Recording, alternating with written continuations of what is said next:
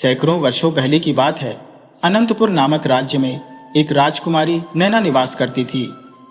राजकुमारी नैना अनुपम सौंदर्य की मूरत थी, लेकिन उनका स्वभाव अत्यंत अहंकारी और स्वार्थपूर्ण था। जब उनकी शाही सवारी नगर के बाजारों से होकर गुजरती तो लोग दरवाजे और खिड़कियां तुरंत बंद कर लेते। दुकानदार अपनी दुकानें ताला लगा देते और राहगीर सड़कें छोड़ गलियों में छिपने को विवश हो जाते।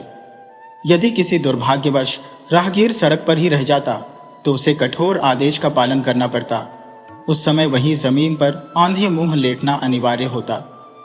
यदि कोई व्यक्ति इस नियम की अवहेलना करता तो उसे भयावह दंड दिया जाता। उसे चौराहे पर खड़ा कर उसकी आंखों में जलती हुई सलाखें घुसा दी जाती, जिससे उसकी दृष्टि सदा के लिए छिन जाती। एक दिन की बात है, जब राजकुमारी नैना की शाही सवारी बड़े ठाड़ मार्ग से बाजार के रास्ते पर गुजर रही थी। उसी समय एक बूढ़ा राहगीर जो दूसरी दिशा से उस सड़क पर आ पहुंचा, अनायास ही इस भव्य जुलूस के सामने आ गया। राजकुमारी की सवारी इतनी तीव्र गति से आ रही थी कि उस वृद्ध को संभलने या किसी गली में मुड़ जाने का अवसर ही नहीं मिला। उसके सिर पर मछलियों से लदा एक भारी टोकरा रखा था, जिसे वह बिना किसी सहारे के उतारने में असमर्थ था। यदि वह टोकरे को गिराकर जमीन पर औंधे मुंह लेटता तो उसकी सारी मछलियां सड़क पर बिखर जाती। असहाय मछुआरा भयभीत होकर चारों ओर देखने लगा, लेकिन उसे कोई उपाय सूझ नहीं रहा था। राजकुमारी के निर्दयी सिपाहियों ने उसे तुरंत पकड़ लिया। क्रूर स्वभाव की राजकुमारी नैना ने आदेश दिया कि इस बूढ़े की आंखें 2 दिन बाद जलती हुई सलाखों से फोड़ दी जाए। सिपाही सिर झुकाकर बोले, जो आज्ञा राजकुमारी जी। ये सुनकर वह वृद्ध थर थर कांपने लगा और हाथ जोड़कर गिड़गिड़ाने लगा। राजकुमारी जी, मैं एक गरीब मछुआरा हूं, मुझ पर कृपा करें। मैंने जानबूझकर ऐसा कुछ नहीं किया। मेरी उम्र का भी ख्याल करें। लेकिन राजकुमारी के कठोर हृदय पर इसका कोई प्रभाव नहीं पड़ा। उन्होंने सिपाहियों को वही निर्दय आदेश दोहराया और उनकी सवारी आगे बढ़ गई। बेचारा बूढ़ा रोते हुए अपनी गलती की माफी मांगता रहा, लेकिन उसके कांपते हाथ अपने सिर पर रखे टोकरे को संभाल नहीं सके और वह सड़क पर गिर पड़ा। सड़क पर मछलियां बिखर गईं। सिपाही ने उसकी पीठ पर जोर से थप्पड़ मारते हुए कहा, अरे ओ जंगली बूढ़े, तूने साफ सुथरी सड़क गंदी कर दी। जल्दी कर, इन मछलियों को उठा। उस बूढ़े की आंखों से आंसू बहने लगे। वह कांपते हाथों से मछलियां उठाकर टोकरे में रखने की कोशिश करता, लेकिन वे बार बार नीचे गिर जाती। निर्दयी सिपाही उसे गालियां देते हुए चिल्लाने लगे, जल्दी कर, हमें तुझे सजा देनी है, तेरे पास ज्यादा समय नहीं है। उसी समय एक युवक वहां से गुजर रहा था। उसने उस वृद्ध की दशा देखी और उसकी मदद के लिए आगे बढ़ा। वह मछलियां उठाकर टोकरे में रखने लगा। यह देखकर सिपाही आग बबूला हो गए। उन्होंने उस युवक को धक्का देते हुए कहा, अरे ओ नालायक, तुझे किसने कहा कि तू मछलियां उठाए? युवक ने उठते हुए कहा, क्या एक गरीब आदमी की सहायता करना अपराध है?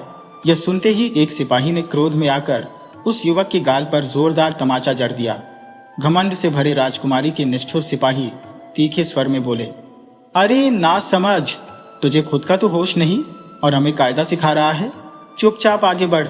जाते जाते वह युवक पलटकर सिपाहियों से बोला, जितना भी अन्याय करना है कर लो, लेकिन याद रखना, मृत्यु सबको स्पर्श करेगी।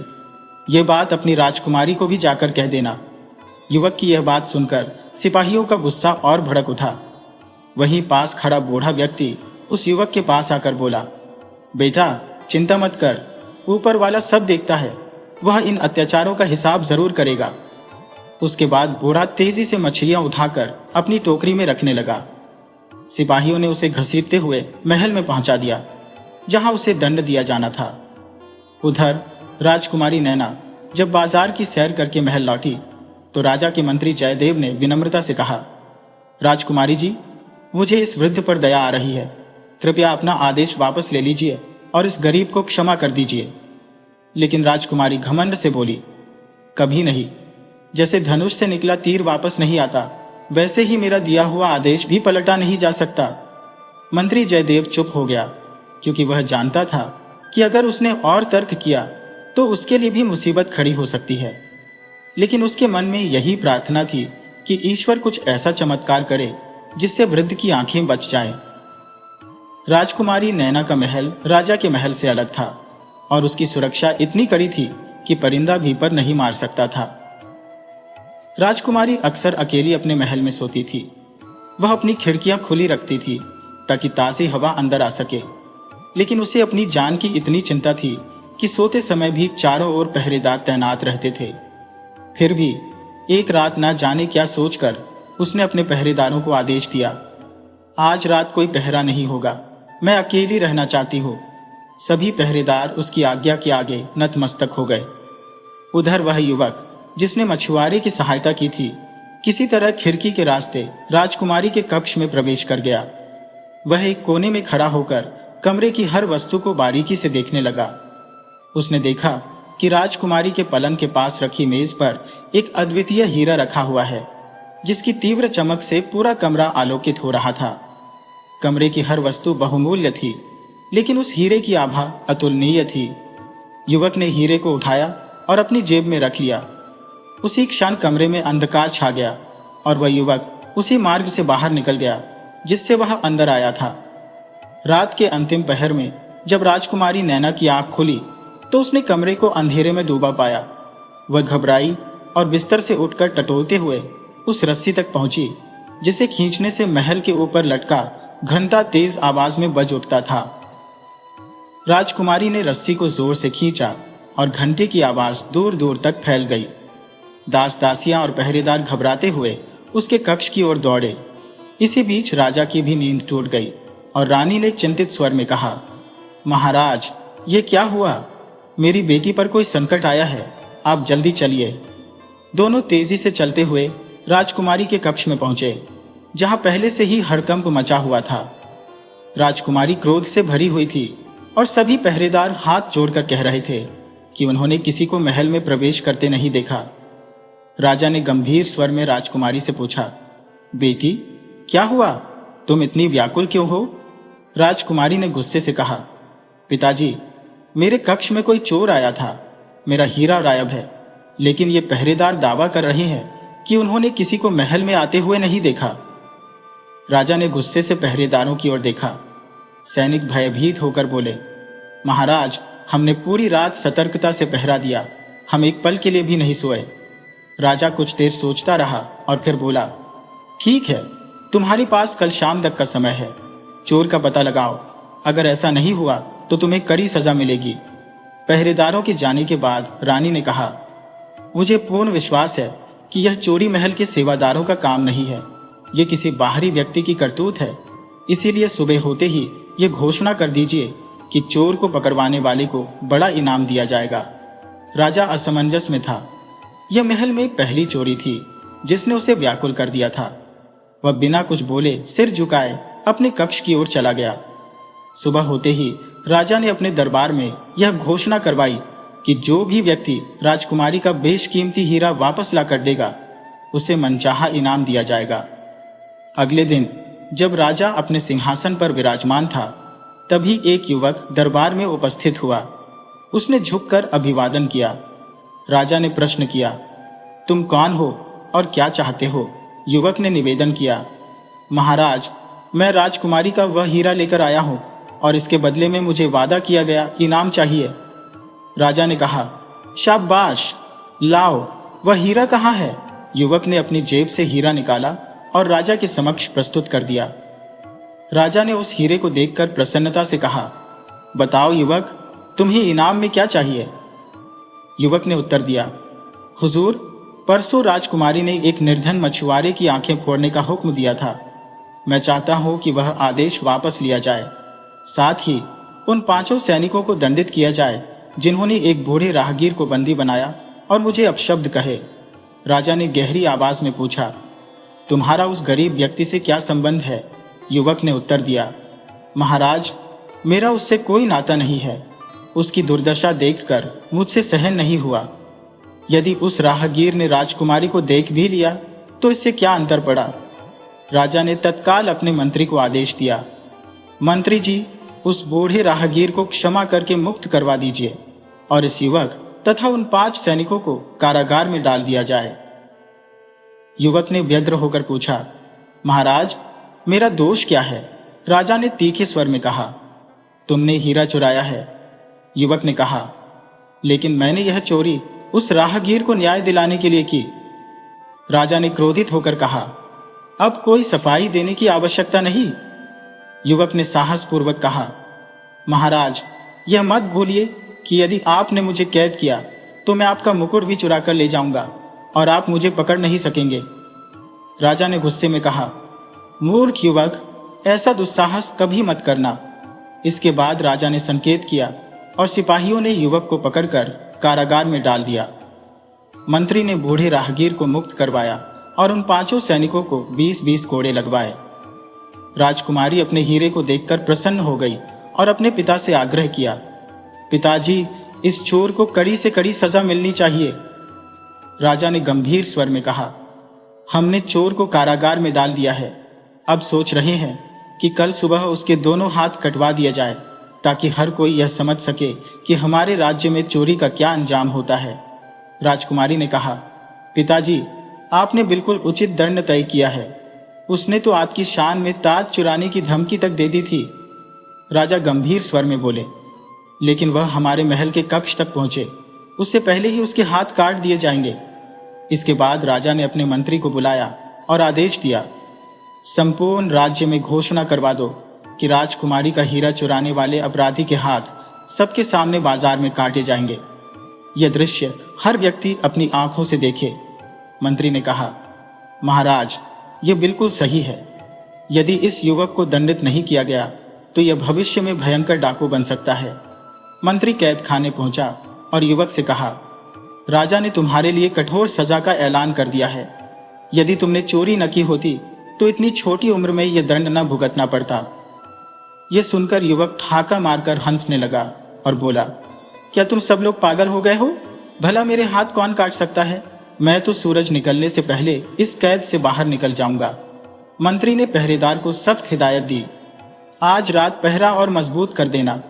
कैद खाने के अंदर घोर अंधेरा रखो ताकि यह कैदी किसी भी चीज को देख न सके। दरोगा ने कहा, चिंता मत करें मंत्री जी, मेरी निगरानी में यहां से तो एक चींटी भी बाहर नहीं निकल सकती। रात ढल गई। सुबह मंत्री कैद खाने पहुंचा, लेकिन भीतर का नजारा देखकर स्तब्ध रह गया। हथकड़ियां और बेड़ियां जमीन पर पड़ी थी। दरवाजे और रोशनदान बंद थे, पर युवक गायब हो चुका था। घबराया मंत्री दरोगा पर चीख पड़ा, यदि सारे पहरेदार जाग रहे थे तो वह लड़का कैसे गायब हो गया? दरोगा कांपते हुए बोला, मंत्री जी, मैं भी पूरी रात यहां निगरानी कर रहा था। समझ नहीं आता कि वह लड़का कैसे निकल गया। मंत्री क्रोध से उबल पड़ा और तुरंत राजा के पास जाकर पूरी घटना बताई। राजा यह सुनकर आग बबूला हो गए। उन्होंने आदेश दिया, आज रात जिन जिन लोगों ने पहरा दिया था उन सभी को कैद खाने में डाल दो और उन्हें सुबह शाम 20-20 कोड़े लगाए जाएं। उस दिन राजा का पूरा समय चिंता और क्रोध में डूबा रहा। राजा ने उस दिन किसी से भी संवाद नहीं किया, यहां तक कि रानी और अपनी प्रिय बेटी से भी नहीं। वह मौन सादे अपने शाही कक्ष में जाकर सो गया। अगली सुबह राजकुमारी नैना ने अपने पिता को चिंताग्रस्त देखा। राजा खिड़की के पास खड़े सिर पर हाथ रखे किसी गहरी सोच में डूबे थे। राजकुमारी ने धीरे से उनके पास जाकर पूछा, पिताजी, आप इतनी चिंता में क्यों हैं?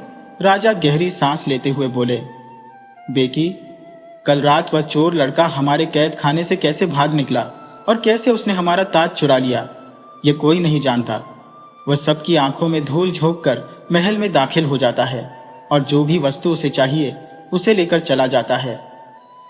राजकुमारी ने विचार करते हुए कहा, मुझे लगता है कि हमारे महल के सेवक उसके साथ मिले हुए हैं, अन्यथा कोई बाहरी व्यक्ति इस महल में इतनी आसानी से प्रवेश नहीं कर सकता।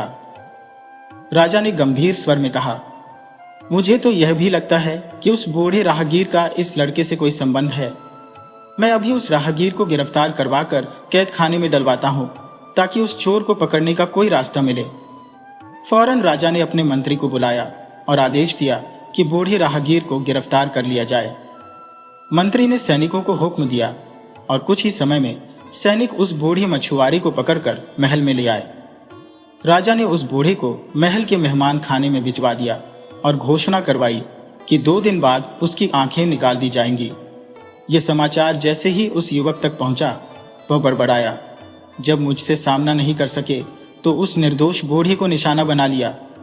रात का समय आया और राजकुमारी के महल के बाहर बेहद कड़ी सुरक्षा तैनात थी। राजा स्वयं भी वेश बदलकर पहरा दे रहे थे। उसी शाम एक विचित्र घटना घटी। राजकुमारी के कक्ष से अचानक एक तीखी चीख सुनाई दी और फिर सब कुछ सन्नाटे में डूब गया। राजा, मंत्री और सैनिक घबराकर राजकुमारी के कक्ष की ओर दौड़े।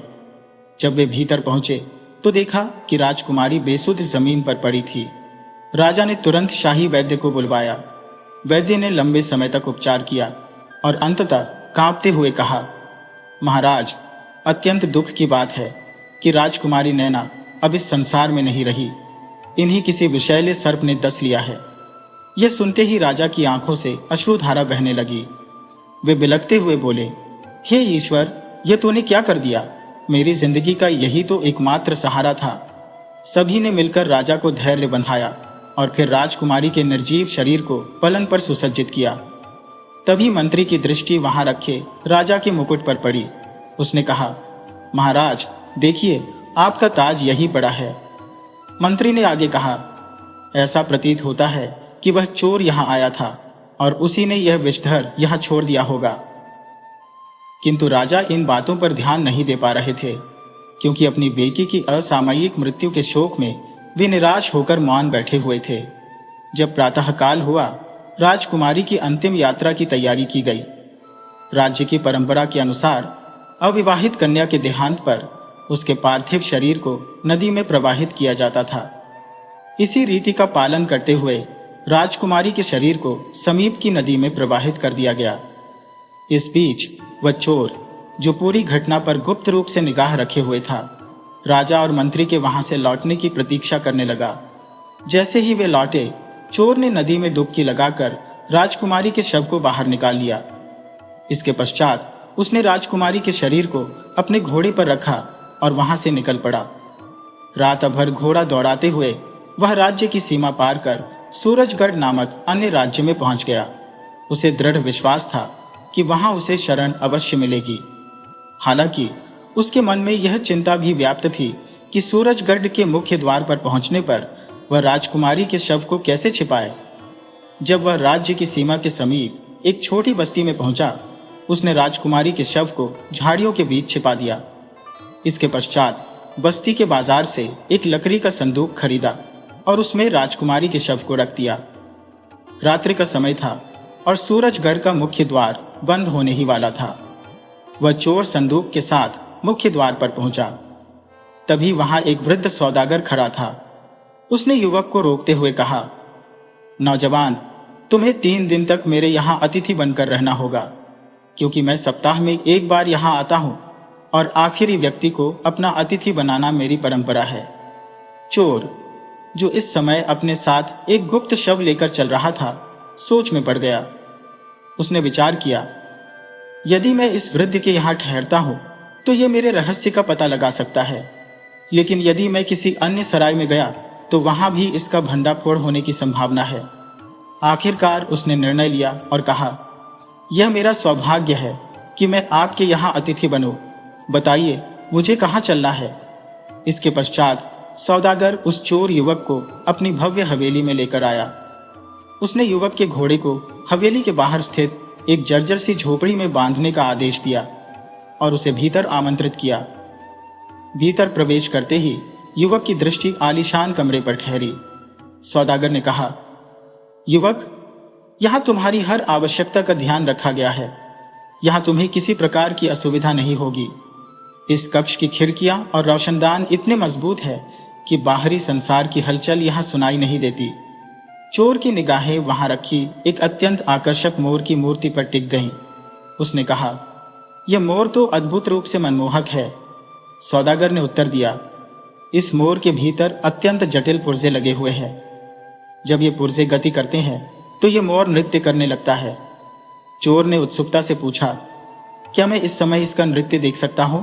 सौदागर ने मुस्कुराते हुए कहा, यह मोर अपने निर्धारित समय पर ही नृत्य करता है। जब उसका समय आएगा तो वह स्वतः ही नाचने लगेगा। युवक ने उस मोर को गहनता से परखा और कहा, यह तो अत्यंत मूल्यवान प्रतीत होता है।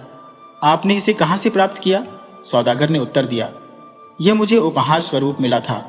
इसके बाद सौदागर ने ताली बजाई और तुरंत एक सेवक वहां उपस्थित हो गया। सौदागर ने सेवक से पूछा, यदि भोजन तैयार हो गया हो तो उसे हमारे लिए परोस दो। सेवक ने आदरपूर्वक कहा, हुजूर, भोजन तैयार है, आप पधारकर भोजन कर सकते हैं।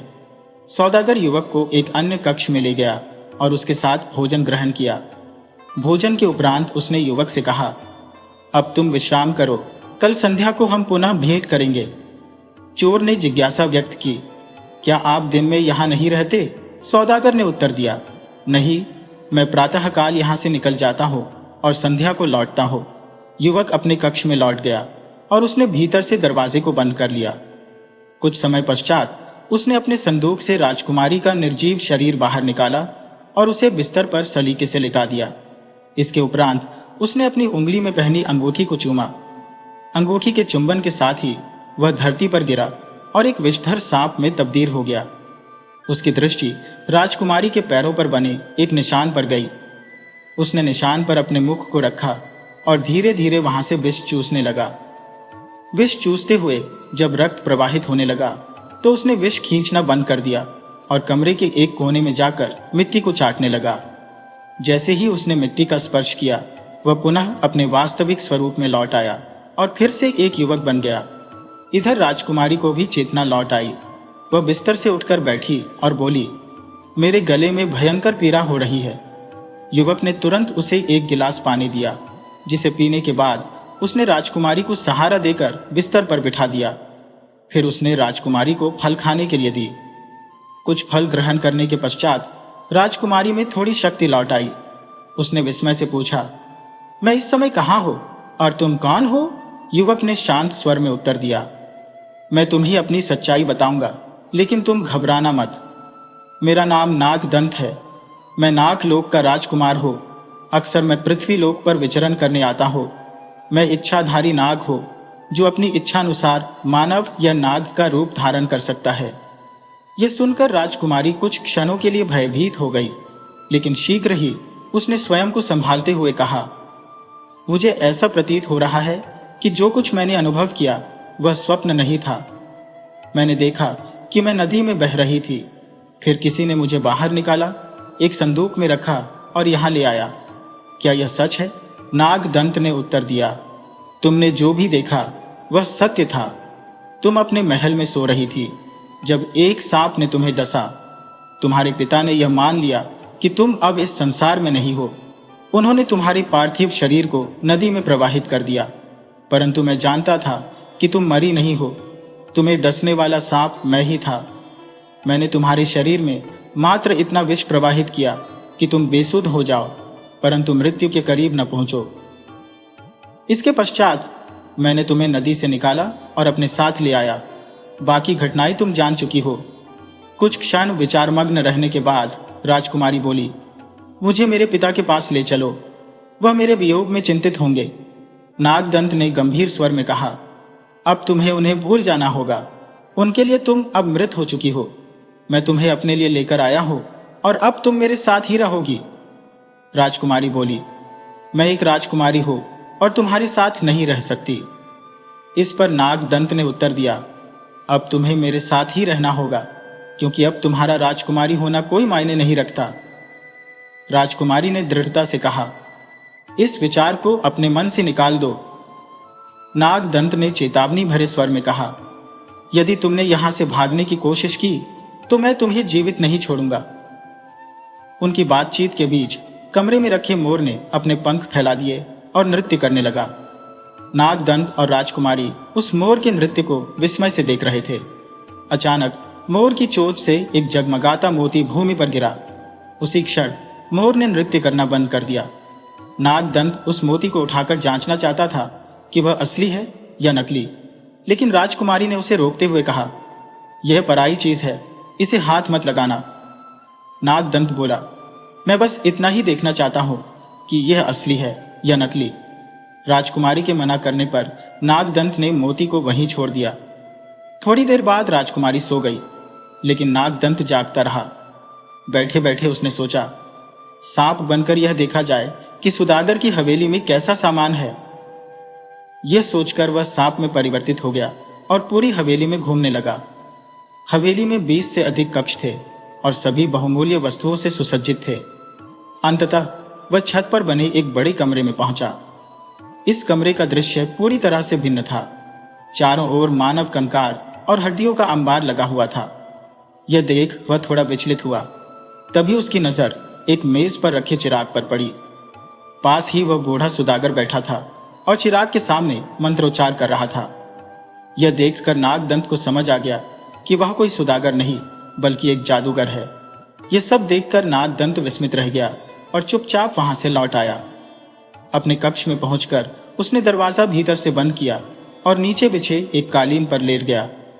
प्रातः जब सूरज उगा, नागदंत और राजकुमारी दोनों जागे। नागदंत ने राजकुमारी से कहा, अब हमें यहां से प्रस्थान करना चाहिए क्योंकि मैंने उस बूढ़े सुदागर की असलियत देख ली है। इसके पश्चात नागदंत ने संपूर्ण घटना का विवरण राजकुमारी को दिया। राजकुमारी बोली, मैं भी यहाँ ठहरने की इच्छुक नहीं हूं। हमें शीघ्रतम संभव समय में यहां से पलायन करना चाहिए। उसी क्षण वह बूढ़ा जादूगर वहां उपस्थित हो गया। उसने राजकुमारी को देख पूछा, युवक, यह स्त्री कौन है और यहां कब से है? नागदंत ने उत्तर दिया, यह मेरी पत्नी है। डाकुओं के भय से मैंने इसे संदूक में छिपा दिया था। यह सुनकर जादूगर मौन हो गया। उसने फर्श से वह मोती उठाया और उसे पुनः मोर की चोंच में डाल दिया। इसके पश्चात राजकुमारी ने कहा, अब हमें जाने की अनुमति दीजिए। जादूगर बोला, नहीं, अभी नहीं। मेरे यहां आया हुआ अतिथि 3 दिन पूर्व प्रस्थान नहीं कर सकता। यदि तुम्हें असुविधा हो रही है तो नाश्ता करने के पश्चात मेरे बाग की सैर कर लेना। वहां विचित्र वस्तुएं तुम्हें आनंदित करेंगी। इतना कहकर वह चला गया। कुछ समय बाद उसने अपने सेवक के माध्यम से उन दोनों के लिए नाश्ता भेजा। नाश्ता विलक्षण व्यंजनों से परिपूर्ण था। राजकुमारी ने शंका व्यक्त की, मुझे प्रतीत होता है कि इन व्यंजनों में किसी प्रकार का जादू है। नागदंत ने सहमति जताई और कहा, हाँ, यह संभव है, लेकिन अब क्या किया जाए? राजकुमारी बोली, इन खाद्य पदार्थों का त्याग करना ही उचित होगा। भूखे रहना बेहतर है। हम बाघ की सैर का बहाना बनाकर यहां से भाग सकते हैं। नागदंत को यह युक्ति सराहनीय लगी। उन्होंने समस्त नाश्ता अपने संदूक में रख दिया और खाली बर्तन सेवक को लौटा दी।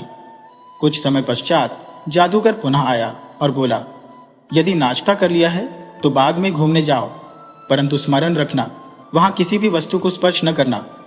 ये कहते हुए वह चला गया। नागदंत और राजकुमारी बाग की ओर प्रस्थान कर गए। बाग का भ्रमण करते हुए वे एक ऐसे स्थान पर पहुंचे जहां अनगिनत पिंजरे लटके हुए थे। प्रत्येक पिंजरे में अनेक पक्षी बंद थे। राजकुमारी ने विस्मयपूर्वक कहा, ऐसे पक्षी मैंने पहले कभी नहीं देखे। इन्हें पकड़ना एक जादूगर के लिए कठिन कार्य नहीं है। तभी एक पक्षी ने कहा, क्या तुम हमारी सहायता करोगे? राजकुमारी चकित होकर बोली, यह क्या? तुम मनुष्यों की भाषा में वार्तालाप कर सकते हो? बताओ, तुम्हें किस प्रकार की सहायता चाहिए? पक्षी बोला, हम पक्षी नहीं है। यह निर्दयी जादूगर हमें पक्षी बनाकर पिंजरों में कैद कर चुका है। यदि तुम किसी प्रकार हवेली के उस विशाल कक्ष में स्थित चिराग को प्रज्वलित कर दो और जब उसमें से धुआं निकलने लगे तो उसे तोड़ देना। इस प्रकार जादूगर का सारा मायाजाल समाप्त हो जाएगा और हम सब पुनः मनुष्य बन जाएंगे। उसी क्षण एक अन्य पक्षी बोला, तुम इस जादूगर के कौन लगते हो? नागदंत ने कहा, हम तो इस जादूगर के मेहमान हैं। पक्षी ने पूछा, क्या तुमने मोर का नृत्य देखा था? नागदंत ने उत्तर दिया, हाँ, हमने देखा था। उसकी चोंच से एक मोती गिरा था जिसे हमने नहीं उठाया। सुबह जादूगर ने जो नाश्ता भेजा था वह भी हमने नहीं खाया। पक्षी ने कहा, हाँ, इसी कारण तुम दोनों बच गए, वरना मोती उठाते ही तुम भी पक्षी बन जाते और नाश्ता करते ही उस जादूगर के दास बन जाते। वह जैसा कहता तुम वैसा ही करने के लिए बाध्य हो जाते।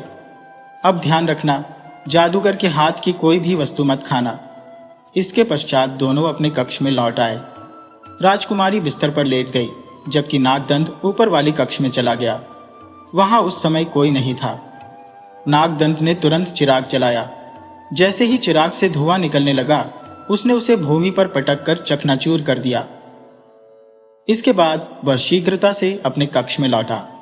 वहां उसने देखा कि राजकुमारी एक नवयुवक के साथ वार्तालाप कर रही थी। मेज पर रखा मोर अदृश्य हो चुका था। युवक ने बताया, जादूगर ने मुझे अपने मंत्रों से मोर बना दिया था। नागदंत ने कहा, लगता है चिराग तोड़ने से जादूगर का समस्त जादू समाप्त हो गया है। बगीचे में जो पक्षी थे वे भी अब मनुष्य बन गए होंगे। ये सोचकर नागदंत बगीचे की ओर बढ़ा। वहां उसने देखा कि सामने से मनुष्यों की भीड़ उसकी ओर आ रही थी। वे सभी उसके समीप आए और आभार प्रकट करने लगे।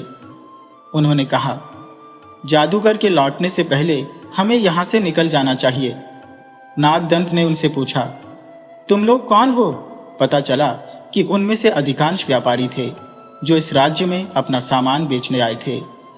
जादूगर ने उनका कीमती सामान हड़प लिया था। नागदंत ने कहा, हवेली में जाकर अपना अपना सामान इकट्ठा कर लो। सभी ने अपना सामान समेटा और हवेली से बाहर निकल आए। हवेली के द्वार पर खड़े पहरेदार ने उन्हें रोकने का प्रयास किया, परंतु भीड़ पर उसका कोई वश नहीं चला। अंततः नागदंत और राजकुमारी के साथ वे सभी शहर के बाहर पहुंच गए। वहां उन्होंने ठहरने के लिए खेमा लगा लिया। अगले दिन सभी व्यापारी अपने साथ लाए गए कीमती सामान को बाजार में बेचने लगे। नागदंत ने भी अपने सामान को बाजार में बेचकर एक ही दिन में हजारों अशर्फियां कमा ली। उधर जब जादूगर महल लौटा तो उसने देखा कि महल खाली पड़ा था। पहरेदार ने बताया, हुजूर, आपके सभी मेहमान अपना सामान लेकर यहां से चले गए हैं। ये सुनते ही जादूगर के होश उड़ गए। वह बगीचे की ओर भागा तो देखा कि वहां सभी पिंजरे खाली पड़े थे। ये दृश्य देखकर उसका शरीर पसीने में भीग गया। हड़बड़ाते हुए वह फिर से ऊपर के कक्ष में गया जहां टूटा हुआ चिराग पड़ा था। चिराग के खंडित अवशेष देखकर जादूगर अपने सिर को थामकर विलाप करने लगा। उसने चिराग की ओर देखते हुए कहा, हाय, यह चिराग जिसे मैंने 10 वर्षों की कठिन तपस्या के बाद प्राप्त किया था। इसके बाद वह उस कक्ष में गया जहां नागदंत और राजकुमारी बंद थे, परंतु वह कक्ष भी अब सुनसान था। वहां मोर का कोई निशान नहीं था।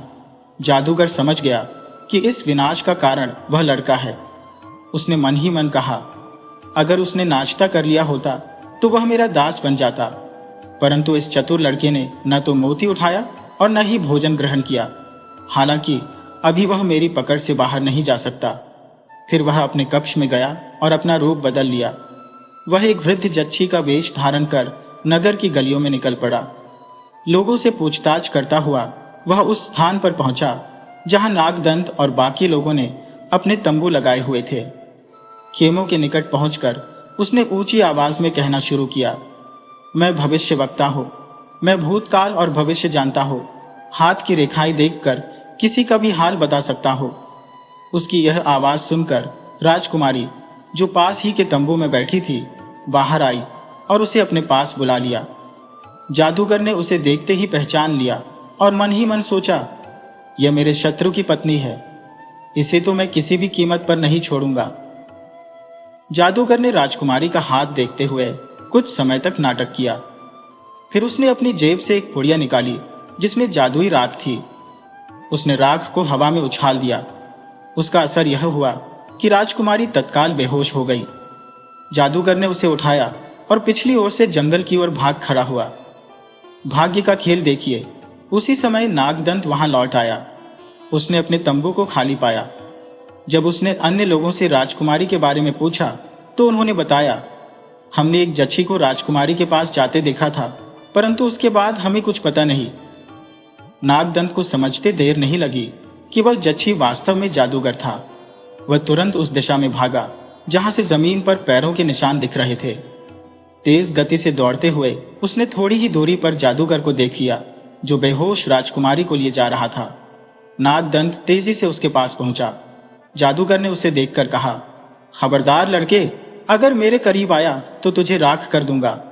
नागदंत ने क्रोधित होकर उत्तर दिया, खबरदार जादूगर, लड़की को यहीं छोड़ दे वरना तेरी मृत्यु निश्चित है। जादूगर ने राजकुमारी को भूमि पर रखा और नागदंत को घूरते हुए बोला, सावधान लड़के, यदि तू मेरी ओर कदम बढ़ाएगा तो मैं अपने जादू से तुझे एक साधारण कबूतर बना दूंगा। नागदंत ने शांत स्वर में उत्तर दिया। अच्छा ठीक है, मैं जा रहा हूं। यह कहकर वह झाड़ियों के घने कोने में अदृश्य हो गया।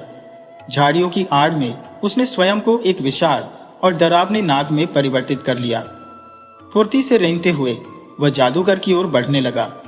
उधर जादूगर जैसे ही राजकुमारी को उठाने के लिए झुका, नाग ने उसकी पीठ पर तीव्रता से डंक मार दिया। विष के असर से जादूगर चीखते हुए जमीन पर गिर पड़ा और कुछ ही क्षणों में उसकी सांसें थम गई। नागदंत ने तत्काल अपना रूप फिर से मानव में बदल लिया और राजकुमारी की ओर चिंतित दृष्टि से देखा। वह पास के तालाब से पानी लाया और राजकुमारी के मुख पर छींटे मारे। कुछ ही पल में राजकुमारी को चेतना लौट आई। नागदंत ने कहा, यदि मैं समय पर नहीं आता तो यह दुष्ट जादूगर तुम्हारे साथ न जाने क्या अनर्थ कर देता। राजकुमारी ने आह भरते हुए कहा, मुझे यह कहां पता था कि वह जादूगर जच्छी का भेष धरकर आया है। नागदंत ने मुस्कुराते हुए कहा, अब यह समाप्त हो गया, चलो हम अपने खेमे की ओर लौटते हैं।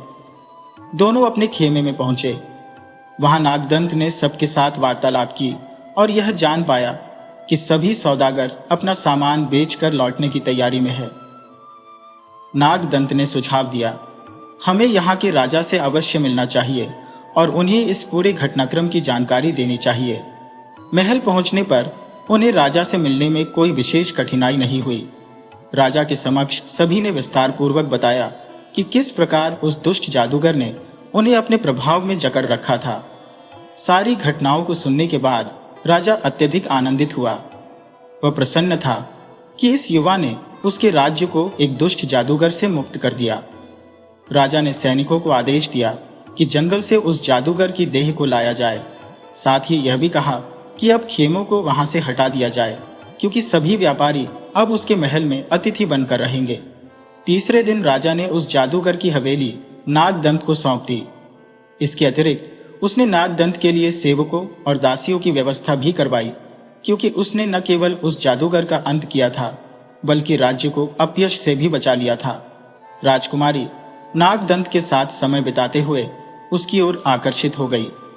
यह आकर्षण कब प्रेम में बदल गया, उसे पता ही न चला। दूसरी ओर नागदंत पहले ही राजकुमारी के प्रेम में डूब चुका था। कुछ समय पश्चात नागदंत ने कहा, राजकुमारी, तुम्हारे पिता शोक में डूबे होंगे, हमें उनके पास जाकर उन्हें सांत्वना देनी चाहिए। ये सुनकर राजकुमारी अत्यंत हर्षित हुई और दोनों अपने पिता के राज्य लौट गए। राजा, जो अपनी बेटी के वियोग में व्याकुल था, उसे देखकर जैसे पुनर्जीवित हो उठा। राजकुमारी ने अपने पिता को सारी घटनाओं का विस्तार पूर्वक वर्णन किया, कैसे नागदंत ने उसकी जान बचाई। राजा ने नागदंत से कहा, तुम तो नागलोक के राजकुमार हो, तुम भला पृथ्वीलोक पर कैसे रह सकते हो? इस पर नागदंत ने उत्तर दिया, महाराज, आप चिंता न करें, मैंने नागलोक बहुत पहले ही त्याग दिया था। वस्तुतः मुझे पृथ्वीलोक से अधिक लगाव था। मैं अक्सर यहाँ विचरण के लिए आता था। जब मेरे पिता को यह ज्ञात हुआ तो वे मुझसे क्रोधित हो गए और उन्होंने मुझे नागलोक से निष्कासित कर दिया। तब से मैंने पृथ्वीलोक को ही अपना घर बना लिया। राजा यह सुनकर अत्यंत प्रभावित हुआ। उसने नागदंत और अपनी पुत्री का विवाह करवा दिया। इसके पश्चात नागदंत पृथ्वीलोक पर रहकर राजकुमारी के साथ सुखमय जीवन व्यतीत करने लगा।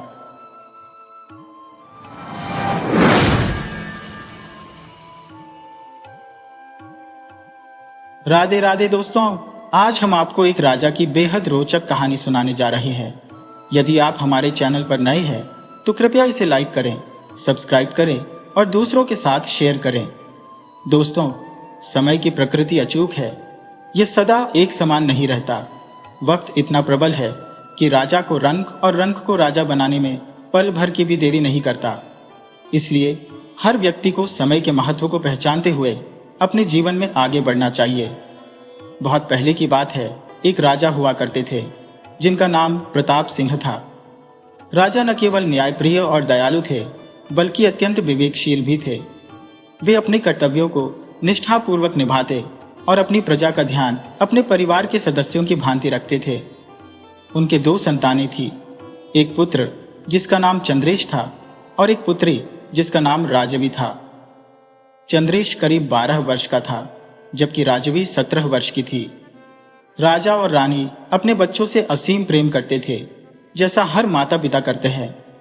उन्होंने अपने बच्चों को हर प्रकार की सुख सुविधा दी थी, क्योंकि वे एक समृद्ध परिवार से थे। समय के साथ जब राजवी युवा होने लगी, तो राजा को उसकी शादी की चिंता सताने लगी। एक दिन राजा ने अपने दरबार में नगर के एक नाई और एक ब्राह्मण को बुलाया।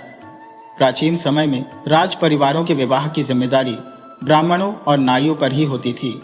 राजा ने उनसे कहा, हमारी पुत्री विवाह योग्य हो चुकी है। आप लोग ऐसा वर ढूंढे जो समय को समझने वाला हो, समय के अनुसार कदम बढ़ाने वाला हो। वह अमीर हो या गरीब, जात पात से कोई फर्क नहीं पड़ता, बस वह समय का महत्व जानने वाला होना चाहिए। अगले दिन नाई और ब्राह्मण अपने सामान के साथ निकल पड़े। वे नगर नगर घूमे, कई लड़कों से मिले, लेकिन राजा की शर्तों पर खरा उतरने वाला कोई नहीं मिला। लोग कहते, समय भी कोई देखने की चीज है, ये कैसे पता चलेगा कि समय कैसा दिखता है। कई दिन बीत गए और नाई और ब्राह्मण खाली हाथ लौटने की सोचकर चिंतित हो उठे। राजा का आदेश तोड़ना उनके लिए असंभव था। एक दिन वे एक नगर के चौराहे पर पहुंचे, जहां एक मोची का लड़का बैठा था। वह न केवल सुंदर था, बल्कि विवाह योग्य भी प्रतीत होता था। दोनों ने उस लड़के से बात की और उसे राजकुमारी से विवाह का प्रस्ताव दिया। मोची बना हुआ वह युवक अचरज में डूबकर उन दोनों की ओर देखने लगा और बोला, महोदय श्रीमान, सुबह सुबह यह मजाक का समय है क्या? मैं समय का मारा हो। मेरे माता पिता दृष्टिहीन है और मैं उनका इकलौता सहारा हो। मैं अपने समय को देखकर उसकी कद्र करते हुए अपने काम को ईमानदारी से पूरा कर रहा हूं। कृपया मुझे मेरा काम करने दें, ताकि मैं अपनी रोजी रोटी कमा सकूं और अपने परिवार का भरण पोषण कर सकूं। कृपा कर मेरा उपहास मत करें। युवक के इस सटीक उत्तर ने नाई और ब्राह्मण को एक नई उम्मीद दी। जिन सवालों ने उन्हें कई दिनों से व्यथित किया था, उसका समाधान मानो इस युवक ने अनजाने ही दे दिया। उन्होंने युवक से उसका नाम और समय को पहचानने के रहस्य के बारे में पूछा। युवक ने जवाब दिया, मेरा नाम धर्मेश है। जहां तक समय की बात है, ये मेरे अतीत से जुड़ा हुआ है, जिसे मैं भुला देना चाहता हूं। मैं अपने अतीत की बात करने का इच्छुक नहीं हूं। कृपया इस बारे में और कुछ मत पूछें। ब्राह्मण और नाई ने कहा, अरे, यही सवाल तो तुम्हारे विवाह का आधार बन सकता है। युवक कुछ देर तक सोचता रहा। गरीबी और अपने माता पिता की स्थिति को ध्यान में रखते हुए उसने सोचा कि वह अपने घर बसाने का सपना देख भी कैसे सकता है। फिर वह बोला, अगर आप लोग इसे जरूरी समझते हैं तो ठीक है, लेकिन मेरे अतीत की बात न करें। मेरे माता पिता ही मेरी शादी की अनुमति देंगे। युवक उन दोनों को अपने घर ले गया। वहां पहुंचने पर उसके अंधी माता पिता ने आगंतुकों का स्वागत किया। नाई और ब्राह्मण ने उन्हें विनम्रता पूर्वक प्रणाम किया और पूछा, राजा की बेटी, जो ऐशो आराम में पली बड़ी है, क्या इस घर में रह पाएगी? माता पिता ने गंभीर स्वर में कहा, हम बहुत साधारण लोग हैं। क्या राजकुमारी हमारे घर के माहौल में सामंजस्य बिठा सकेगी? नाई और ब्राह्मण ने उत्तर दिया, महाराज स्वयं ऐसा चाहते हैं। आप निश्चिंत रहिए। माता पिता ने सहमति दे दी और नाई और ब्राह्मण नगर लौटकर राजा को यह खबर सुनाने गए। राजा ने इस प्रस्ताव को खुशी खुशी स्वीकार कर लिया और विवाह की तैयारी शुरू करने का आदेश दिया। कुछ दिनों बाद धर्मेश और राजकुमारी का विवाह संपन्न हुआ। राजकुमारी, जो अब धर्मेश की पत्नी थी, अपने सास ससुर की सेवा में कोई कसर नहीं छोड़ती। धर्मेश के काम पर जाने के बाद वह सुबह उसका नाश्ता बनाती और टिफिन तैयार करती। बाकी समय वह अपने सास ससुर की सेवा में समर्पित रहती। एक दिन उसकी सास ने कहा, बेटी, तुम राजकुमारी हो। तुम पूरे दिन हमारी देखभाल में लगी रहती हो। तुम भी कभी कभी बाहर घूमने जाया करो, जिससे तुम्हारा मन भी बहल जाएगा। राजकुमारी ने इस बात को स्वीकार किया और एक रविवार को नगर के बाजार घूमने चली गई। जब राजकुमारी उस राह से गुजर रही थी जो बाजार की ओर जाता था, वह अचानक ठिठक गई। कुछ ही दूरी पर चौराहे पर उसने अपने पति को देखा, जो अपनी छोटी सी जूतों की दुकान पर बैठा हुआ जूते सिलने में व्यस्त था। यह दृश्य देखते ही जैसे उसकी सोचने समझने की शक्ति क्षीण हो गई। उसके कदम वहीं थम गए और उसकी आंखों में अविश्वास छलकने लगा। राजकुमारी ने पल भर के लिए अपने चारों ओर की दुनिया को खोते हुए सोचा, क्या यही मेरा पति है? क्या मेरे पिता ने जानबूझकर मेरा विवाह एक मोची से किया? वह ठंडी हवा की लहर की तरह स्तब्ध खड़ी रह गई, मानो धरती ने उसके पैरों तले से अस्तित्व खींच लिया हो। आकाश से गिरती असंख्य बिजली मानो उस पर टूट पड़ी हो।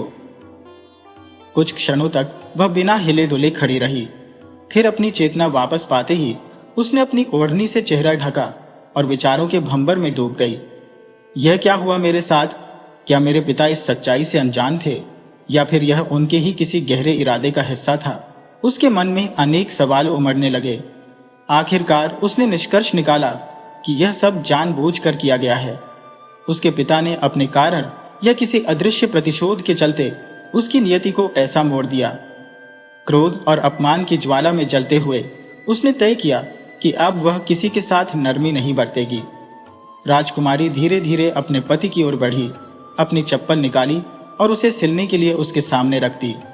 उसका पति बिना पहचान पाए बड़ी सरलता से चप्पल को ठीक करता है और चुपचाप पैसे ले लेता है। यह देखकर राजकुमारी की अंतर्निहित जलन और कुंठा और भी गहरी हो जाती है। वह बाजार की ओर आगे बढ़ती है, लेकिन वहां पहुंचने का उद्देश्य भूल जाती है। सास ससुर ने उसे भेजा क्यों था, यह बात उसके लिए गौण हो चुकी थी। उसके दिमाग में केवल एक विचार घूम रहा था, बदले का। उसने एक मिट्टी के बर्तनों की दुकान पर जाकर मिट्टी के बर्तन और पत्थर खरीदे। घर लौटते ही उसने यह तय कर लिया कि इन नए बर्तनों में वह अपने सास ससुर और पति को खाना देगी, ताकि उनका और उसका भोजन अलग रहे। उसका क्रोध अब ठोस रूप ले चुका था। घर पहुंचकर उसने अपने बदले हुए व्यवहार का परिचय दिया। सास ने जब उससे पूछा, बेटी बाजार से क्या लेकर आई हो, तो उसने तीखे स्वर में उत्तर दिया, कौन बेटी? मैं तो किसी की बेटी नहीं। मेरे पिता ने ही मुझे बेटी मानने से इनकार कर दिया। राजकुमारी के इस बदले व्यवहार ने पूरे परिवार में एक नई अशांति का संचार कर दिया। उसकी नाराजगी और उसके कठोर रवैये ने घर के माहौल को बदल कर रख दिया। सास ससुर और पति के लिए जो कभी उसकी सेवा और आदर के आदी थे, अब वह एक कठोर स्वभाव वाली महिला बन चुकी थी। तो फिर तुमसे क्या कहो, लेकिन हाँ, बाजार से मैं आप सबके लिए एक विशेष तोहफा लाई हो। सास ने उत्सुकता से पूछा, क्या लाई हो बेटी? राजकुमारी ने ठंडे स्वर में उत्तर दिया, यह मिट्टी के बर्तन आपके लिए लाई हो। अब से आप लोग इन्हीं बर्तनों में भोजन करेंगे और इन्हीं को स्वयं साफ करेंगे। यदि इन्हें साफ नहीं किया तो आपको इन्हीं गंदे बर्तनों में खाना पड़ेगा। मैं अब किसी भी स्थिति में हाथ लगाने वाली नहीं हो, क्योंकि मेरे साथ जो धोखा हुआ है उसने मुझे राजकुमारी से एक साधारण सेविका बना दिया, इसलिए यही उचित है। सास और अंधे ससुर यह सुनकर हतप्रभ रह गए, लेकिन वे कर भी क्या सकते थे। ससुर ने केवल इतना कहा, ठीक है बहू, जैसा तुम चाहो।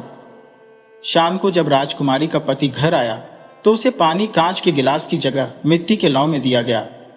पति धर्मेश यह देखकर चौंक गया और सोच में पड़ गया कि राजकुमारी को शायद हमारे बारे में सब कुछ पता चल गया है। उसने धीरे से पूछा, यह क्या है? राजकुमारी ने तीखे स्वर में उत्तर दिया, यह तुम्हारा सौभाग्य है और मेरा दुर्भाग्य। मुझे यह नहीं पता था कि मेरे पिता मुझे इस तरह धोखा देंगे। किसी पिता से अपनी बेटी के साथ ऐसी नीचता की उम्मीद नहीं थी, और आपसे तो मैं कुछ भी कहने के लायक नहीं हो। आप बस इतना जान ले कि मैं एक राजकुमारी हूं और आप एक साधारण मोची। मैं अपने बर्तनों में आपको खाना नहीं दे सकती, इसलिए आपके लिए खास तौर पर ये मिट्टी के बर्तन लाई हो। इनका उपयोग करना और साफ रखना आपका ही काम है। मैं इन गंदे बर्तनों को हाथ नहीं लगाऊंगी। धर्मेश ने सिर झुकाकर कहा, जैसा तुम चाहो। सुबह और शाम धर्मेश अपने माता पिता के बर्तनों को साफ करता और अगले भोजन के लिए सुरक्षित रखता। उसने कभी विरोध नहीं किया। इस तरह समय बीतता गया। फिर एक दिन राजा प्रताप सिंह की राजधानी पर एक दुश्मन राजा ने हमला कर दिया। उस राजा ने रात के अंधेरे में सोते हुए सैनिकों और नागरिकों को बंदी बना लिया। इससे पहले कि राजा को कोई चेतावनी मिलती, एक गुप्त सैनिक ने स्थिति का जायजा लेकर राजा प्रताप सिंह को सूचना दी। सैनिक ने कहा, महाराज, आप परिवार सहित गुप्त मार्ग से महल छोड़ दें। यदि आप रात में नहीं निकले तो सुबह तक आप बंदी बना लिए जाएंगे और फिर कोई उम्मीद नहीं बचेगी। राजा ने परिस्थिति को समझते हुए कुछ धन लेकर अपनी रानी और बेटे के साथ महल छोड़ दिया। रात भर पैदल चलते हुए उन्होंने लंबा सफर तय किया और सुबह के करीब वे एक दूसरे राज्य की सीमा में पहुंच गए। राजा ने रानी से कहा, रानी, हमने जो राजसी वस्त्र पहने हैं वे हमें इस शहर में पहचान दिला देंगे। हमें साधारण कपड़ों की आवश्यकता है। मैं बाजार से कपड़े लेकर आता हूं। रानी ने सिर हिलाकर सहमति दी। राजा बाजार पहुंचा और साधारण कपड़े खरीदे। वह ऐसे वस्त्र लेकर लौटा जो नट समाज के लोग पहनते थे। राजा कपड़े लेकर रानी और अपने बेटे के पास लौटा। कपड़े देखते ही रानी ने कहा, महाराज, ये कैसे वस्त्र लाए हैं? राजा ने गंभीर स्वर में कहा, रानी, अब हमें यह स्वीकार करना होगा कि हम अब राजा और रानी नहीं रहे। हमें परिस्थिति को समझते हुए नई राह अपनानी होगी। राज्य का वैभव पीछे छूट गया है, लेकिन जीवन अभी शेष है और उसे जीने का कोई साधन तो चाहिए। राजा ने समझाया, हमारे राज्य में हमने युद्ध कला के साथ साथ नट समाज की कला का भी ज्ञान अर्जित किया था। वही कौशल अब हमारे जीवन का आधार बनेगा। आज से मैं नट बनूंगा, तुम नटनी और हमारा पुत्र ढोल बजाएगा। चौक चौराहों पर तमाशा दिखाकर जो कुछ भी मिलेगा उसी से हम अपना जीवनयापन करेंगे। समय के साथ हम इस कला में प्रवीण भी हो जाएंगे। रानी ने अपने अश्रु छिपाते हुए कहा, जैसा आप उचित समझे महाराज। इस प्रकार राजा, रानी और उनका पुत्र अपनी पहचान त्याग कर नट बन गए। वे नगर नगर और चौराहे चौराहे पर तमाशा दिखाने लगे। धीरे धीरे राजा प्रताप सिंह अपनी नट कला में इतने कुशल हो गए कि उनकी ख्याति दूर दूर तक फैल गई। एक दिन तमाशा दिखाने के लिए राजा प्रताप सिंह उसी नगर के एक चौराहे पर पहुंचे जहां उनका जमाई धर्मेश अपनी दुकान लगाया करता था। उस समय शाम का पहर था और कुछ दूरी पर ढोल की आवाज गूंज रही थी। धर्मेश ने जब सुना कि प्रसिद्ध नट प्रताप का तमाशा लगा हुआ है तो उसका भी मन उसे देखने को ललचाने लगा। अपनी दुकान का सामान समेटकर धर्मेश ने बक्सा उठाया और तमाशा देखने पहुंच गया। तमाशा शुरू हो चुका था। धर्मेश ने बक्सा एक किनारे रखा और करतब देखने लगा, लेकिन जब उसकी नजर करतब दिखा रहे प्रताप सिंह पर पड़ी तो उसकी आंखें विस्मय से फैल गईं। वह अविश्वास से भर गया। इसके बाद उसने नाचती हुई रानी और ढोल बजाते राजकुमार को देखा। उसे यकीन हो गया कि ये लोग वही हैं, लेकिन सवाल उसके मन को झकझोरने लगे। राजा प्रताप सिंह और उनका परिवार इस हालत में कैसे पहुंचा? धर्मेश ने सारा हाल जानने के लिए तमाशा खत्म होने की प्रतीक्षा की। तमाशा समाप्त होने के बाद जब लोग जाने लगे, धर्मेश आगे बढ़ा और राजा के पास पहुंचकर भरे हुए गले से बोला, पिताजी, ये सब क्या है? आप जैसे महान राजा से नट बनने की कल्पना भी नहीं की जा सकती। प्रताप सिंह ने अपनी दामाद को देखा और उसके सवालों से भरी आंखों को शांत करने के लिए बोले, धर्मेश, जीवन की विडंबनाएं हमें कभी कभी ऐसी राह पर खड़ा कर देती है जहां आत्मसम्मान के साथ जीने के लिए हर पहचान को त्यागना पड़ता है। धर्मेश की आंखों से आंसू छलक पड़े। वह कातर स्वर में बोला, पिताजी, ये सब करने की जरूरत नहीं है। कृपया मेरे साथ चलिए। मैं इतना कमा लेता हूं कि आप सबका भरण पोषण कर सको। मुझे गर्व होगा यदि मैं आपका सहारा बनूं। आप यह सब अब और नहीं करेंगे। राजा प्रताप सिंह ने मुस्कुराते हुए कहा, नहीं बेटे, हमने भी जीवन जीने की कला सीख ली है। हमें कोई कठिनाई नहीं हो रही है, लेकिन चूंकि हम बेटी से अभी तक नहीं मिले हैं, इसलिए तुम्हारे साथ अवश्य चलेंगे। इसके बाद राजा, रानी और उनका पुत्र धर्मेश के साथ उसके घर के लिए रवाना हो गए। घर पहुंचने पर धर्मेश के साथ आए इन 3 व्यक्तियों को नट के भेष में देखकर राजकुमारी उन्हें पहचान नहीं पाई। उसने खींचते हुए कहा, मैं पहले ही परेशानियों से घिरी हुई हूं और तुम 3 और लोगों को मेरी मुश्किलें बढ़ाने के लिए ले आए हो। यह सुनकर उसका भाई ठहाका लगाते हुए बोला, कौन सी मुश्किलें? और ये लोग क्या तुम्हें अजनबी लगते हैं? राजकुमारी ने झुंझलाकर कहा, अपने लोग? ये नट हमारे अपने लोग कब से हो गए? धर्मेश ने उसकी बात पर गहरी नजर डालते हुए कहा, क्या तुम्हारी बुद्धि पर पर्दा पड़ा हुआ है या अब आंखों पर भी पड़ गया है? जब राजकुमारी ने ध्यान से देखा तो उसने नट बने अपने माता पिता और भाई को पहचान लिया। पहचानते ही उसका चेहरा सफेद पड़ गया। और वह घबराकर उनके पास दौड़ी। एक एक कर वह अपने भाई, पिता और माता से लिपटकर रोने लगी। वे उसे सांत्वना देते रहे। थोड़ी देर बाद आंसू पोंछते हुए राजकुमारी अपने पिता से बोली, पिताजी, यह मैं क्या देख रही हूं? आप राजा से इस हालत में कैसे पहुंच गए? यह सब कैसे हुआ? राजा प्रताप सिंह ने उसे शांत करते हुए सारा हाल सुना दिया और हंसते हुए बोले, सारी रात रोने का इरादा है या फिर हमें भोजन भी कराओगी? तुम्हें देखकर भूख और बढ़ गई है। राजकुमारी तुरंत रसोई में गई और भोजन तैयार कर सभी को दलान में बिठाकर खिलाने लगी। उसने एक तरफ अपने माता पिता और भाई को बिठाया और दूसरी तरफ अपने पति और उनके अंधी माता पिता को। जब वह बर्तन लेने गई तो उसे ख्याल आया कि वह अपने सास ससुर और पति को मिट्टी के बर्तनों में भोजन कैसे परोस सकती है। यही सोचकर वह उनके लिए भी अपने बर्तन ले आई। उसने अपने माता पिता के सामने थालियां लगाई और जब सास ससुर और पति के लिए बर्तन रखने पलटी तो धर्मेश ने उसे रोक दिया। उसने कहा, रुको राजकुमारी, हमारे बर्तन हमारे पास है। इतना कहकर धर्मेश ने मिट्टी के बर्तन उठाए जिन्हें खाने के बाद साफ करके दलान में रख दिया गया था। वह बोला, हम इन्हीं में भोजन करते हैं और हमें इनसे कोई आपत्ति नहीं है। अब खाना ले आओ। राजकुमारी थोड़ी झिझकते हुए भोजन लाने चली गई। राजा प्रताप सिंह की नजर धर्मेश और उसके माता पिता पर पड़ी तो उनका चेहरा गंभीर हो गया। उन्हें अपनी किशोरावस्था का वह समय याद आ गया जब धर्मेश के माता पिता बड़े प्रतापी राजा थे।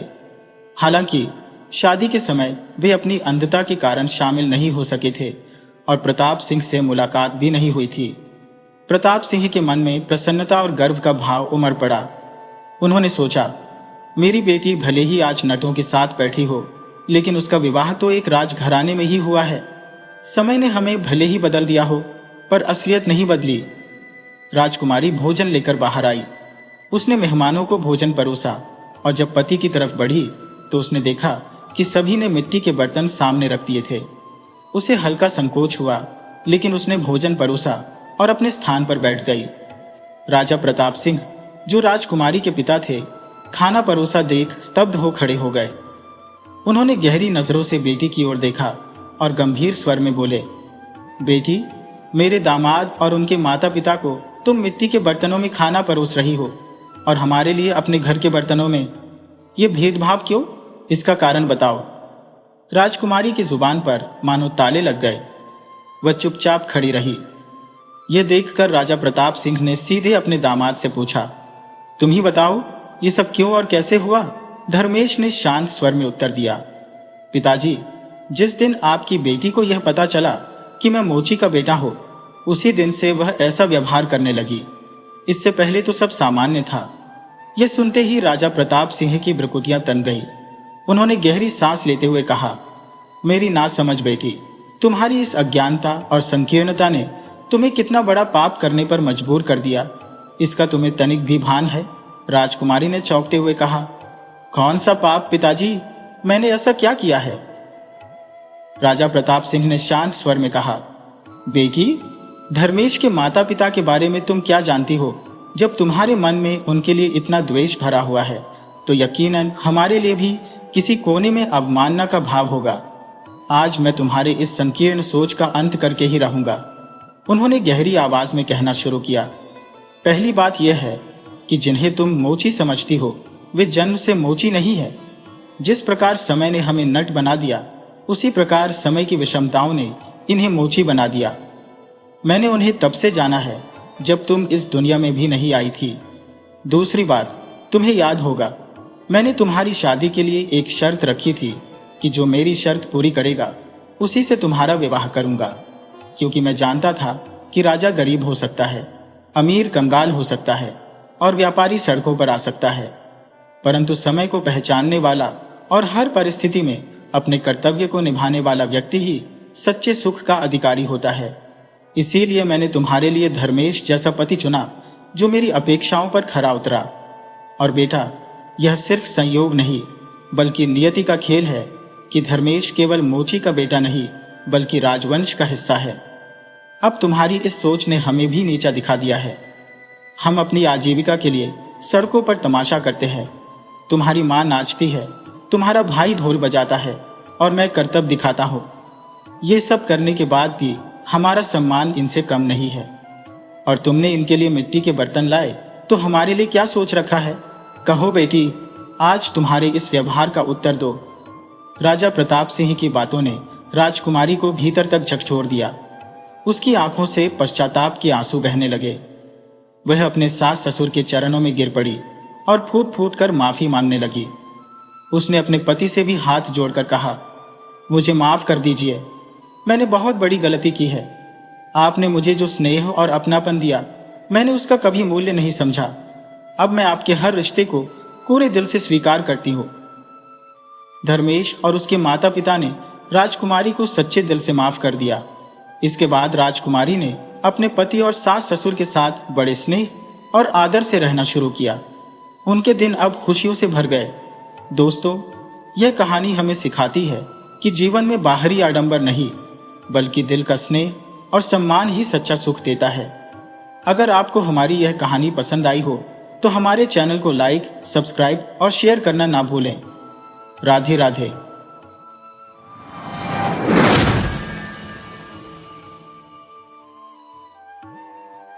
एक राजा था, उसकी 2 रानियां थीं। बड़ी रानी का एक और छोटी रानी के 3 पुत्र थे।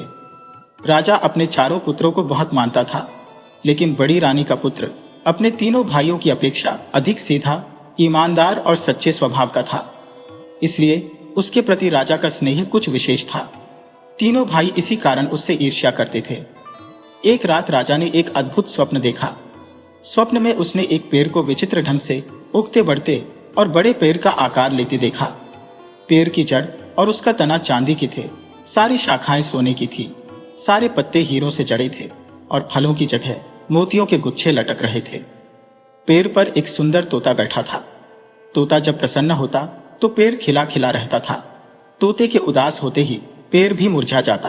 राजा को उस पेड़ ने कुछ इस तरह से आकृष्ट कर लिया कि अगले दिन प्रातःकाल उसने अपने चारों पुत्रों को बुलवाया और उस अद्भुत लुभावने वृक्ष के विषय में बताते हुए कहा, तुम में से जो राजकुमार वैसा वृक्ष ला सकेगा उसे मैं अपना उत्तराधिकारी बनाऊंगा। इस काम के लिए उसने राजकुमारों को 2 वर्ष का समय दिया। छोटी रानी के तीनों राजकुमारों ने राजा से बहुत सारा धन लिया और वृक्ष की खोज में निकल पड़े। चलते चलते उन्हें एक ऐसा नगर मिला जहां सोने चांदी का काम करने वाले बहुत सारे कारीगर रहते थे। वे तीनों वहीं ठहर गए और कारीगरों से सोने चांदी का पेड़ बनवाने में लग गए। पिता से कुछ पैसे लेकर बड़ा राजकुमार भी भाइयों के पीछे पीछे आ रहा था। तीनों राजकुमारों ने मौका देखकर उसे कुएं में धकेल दिया। संयोगवश एक चरवाहा पानी पीने के लिए वहां रुका। उसने कुएं में रस्सी डालकर राजकुमार को निकाला। राजकुमार ने उसका धन्यवाद किया और अपने भाइयों की करतूत बताई। उसने अपने पिता के विचित्र स्वप्न के विषय में भी बताया। चरवाहे को राजकुमार से सहानुभूति हो रही थी। उसने बताया, यहां से कुछ दूर आगे एक जंगल है। वहां एक साधु 6 महीने से समाधि में लीन है। उनकी समाधि अब टूटने वाली है। तुम उनके पास जाओ, शायद वे उस पेड़ के विषय में कुछ बता सके। कई दिनों तक चलने के बाद राजकुमार जंगल में साधु के पास पहुंचा। बहुत दिनों से समाधि में लीन रहने के कारण उनके चारों ओर घास फूस का जंगल बन गया था।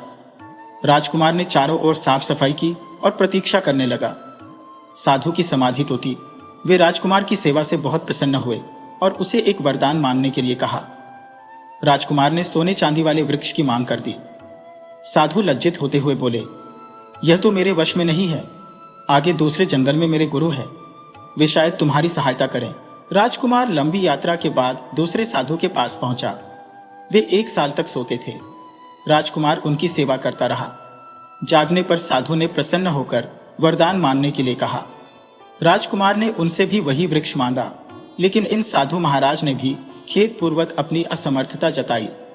राजकुमार उदास हो गया। साधु ने उसे ढांढस देते हुए कहा, आगे के जंगल में मेरे गुरु हैं, उनमें दैवी शक्ति है, वे अवश्य तुम्हारी मदद करेंगे। तुम उनके पास चले जाओ। राजकुमार आगे बढ़ा। घनघोर जंगल में भटकते भटकते अंततः उसे तीसरे साधु महाराज भी मिल गए।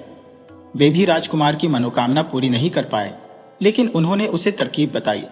सामने के मंदिर की तरफ इशारा करते हुए उन्होंने कहा, उस मंदिर के देवता की पूजा करो, देवता प्रसन्न होकर तुम्हें एक मणि देंगे। वह मणि तुम्हें पाताल लोक ले जाएगी। वहां ढेर सारी परियां रहती है, वे ही तुम्हारी मनोकामना पूरी कर सकती है। राजकुमार ने वैसा ही किया और उसे मणि मिल गई। मणि के सहारे वह पाताल लोक पहुंच गया। देवता की मणि देखते ही प्रहरियों ने द्वार खोल दिए। उस दिव्य लोक में कई परियां थी, जिनके अलग अलग महल थे। पहला महल चांदी परी का था। वहां सब कुछ चांदी का बना था। एक बड़े कमरे में चांदी परी सिंहासन पर बैठी थी। उसने राजकुमार का स्वागत किया और बोली, मैं तुम्हारी ही प्रतीक्षा कर रही थी। राजकुमार ने आश्चर्य से कहा, मैं तो अपने पिता की इच्छा पूरी करने के लिए यहां तक आया हूं। तुम्हें तो मैं जानता भी नहीं, अपनी कुछ विशेषता बताओ। चांदी परी ने कहा, मैं जब चाहूं चांदी की जड़ और चांदी के तने वाला पेड़ बना सकती हो। उसने पलक झपकते ही वैसा पेड़ बनाकर दिखा दिया। राजकुमार ने चांदी परी से कहा, तुम मेरी प्रतीक्षा करो, मैं बाकी परियों के महल भी देखना चाहता हूं। आगे बढ़ने पर राजकुमार ने एक सोने का महल देखा। वह सोना परी का महल था। प्रहरी ने उसे सोना परी के पास पहुंचा दिया। सोना परी ने भी चांदी परी जैसी ही बात कही। उसका विशेष गुण यह था कि जब चांदी परी पेड़ की जड़ और तना बना देती, तब सोना परी उसे सोने की डालियों से सजा देती थी। राजकुमार के विस्मय का ठिकाना नहीं रहा। सोना परी से आज्ञा लेकर वह आगे बढ़ा तो उसे हीरा परी और फिर मोती परी के महल मिले। वह बारी बारी दोनों परियों से मिला। जब चांदी परी और सोना परी पेड़ की जड़, तना और डालियां बना लेती, तब हीरा परी हीरे के पत्तों से डालियों को सजा देती थी और फिर मोती परी मोतियों के फलों से डालियां भर देती थी। अंत में राजकुमार तोता परी के महल में पहुंचा। तोता परी की विशेषता यह थी कि जब चांदी, सोने, हीरे और मोती से बना पेड़ तैयार हो जाता, तब वह एक सुंदर तोता बनाकर पेड़ पर बैठा देती थी। जब तोता प्रसन्न रहता, तब पेड़ सुंदर खिला खिला रहता था। तोते के उदास होते ही पेड़ भी मुरझाने लगता था। राजकुमार को अपनी मनोकामना पूरी होती लगी। वह सभी परियों को साथ लेकर मणि के सहारे पृथ्वी लोक पर वापस आ गया। राजकुमार ने मंदिर में देवता की मणि उन्हें लौटा दी और साधु महाराज को धन्यवाद देने गया। उसकी सफलता से साधु महाराज बहुत प्रसन्न हुए। उन्होंने राजकुमार को एक लाठी और एक रस्सी दी, जिससे जरूरत पड़ने पर वह रास्ते में परियों सहित अपनी भी रक्षा कर सके। साधु ने बताया कि लाठी और रस्सी की शक्ति से वह जब चाहे किसी को भी अपने पास बुला सकता था। वहां से आगे वह दूसरे साधु को भी धन्यवाद देने के लिए रुका। साधु उसकी पितृभक्ति से बहुत प्रभावित हुए और प्रसन्न होकर उसे एक विशेष कटोरा दिया, जिससे वह अपनी इच्छानुसार हजारों लोगों को स्वादिष्ट भोजन करा सकता था। अब पहले वाले साधु के पास जाना बाकी था। उनके पास पहुंचकर जब राजकुमार ने सारी बातें बताईं, तो साधु को विश्वास नहीं हुआ। उन्होंने सोने चांदी का बना पेड़ देखने की इच्छा जताई। राजकुमार के परियों से कहने भर की देर थी और पेड़ बनकर तैयार था। साधु की आंखें चकाचौंध हो गईं। उनके मन में लालच उत्पन्न हो गया।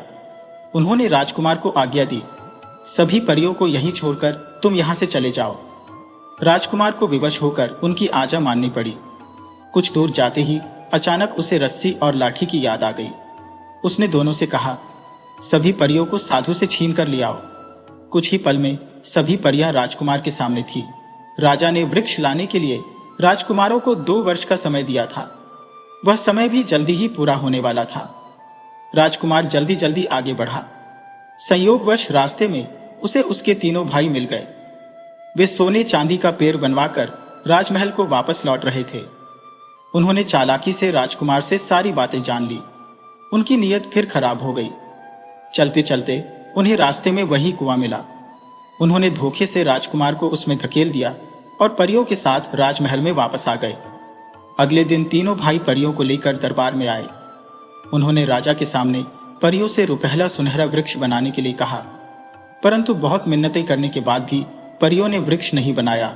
वे पहले ही तीनों राजकुमारों के अपने बड़े भाई के प्रति दुर्व्यवहार से क्रुद्ध और दुखी थी। लेकिन राजकुमार भला कहां हार मानने वाले थे। सोने चांदी का जो वृक्ष वे कारीगरों से बनवाकर लाए थे, उसे उन्होंने दरबार में मंगवाया। राजा ने उसे देखा लेकिन संतुष्ट नहीं हुआ। उसने कहा, मैंने तो पेड़ को बनते हुए देखा था, बना बनाया नहीं, और फिर इस पर तो तोता भी नहीं है। उचित यही होगा कि हम बड़े राजकुमार के भी आने की प्रतीक्षा कर लें। उधर कुएं में गिरे राजकुमार को एक बार फिर उसी चरवाही ने बचा लिया। राजकुमार ने आभार व्यक्त करते हुए कटोरे की मदद से चरवाहे के परिवार सहित सारे गांव वालों को स्वादिष्ट भोजन कराया। फिर वह बहुत दुखी और उदास मन से राजमहल की ओर लौटा। उसके साथ न परियां थी, न पिता के स्वप्न वृक्ष को बनाने की क्षमता। राजमहल में प्रवेश करते ही उसे दरबार में हुई सारी घटना का पता चला। वह उसी समय पिता के पास गया और उन्हें अपने भाइयों की सारी करतूत बताई।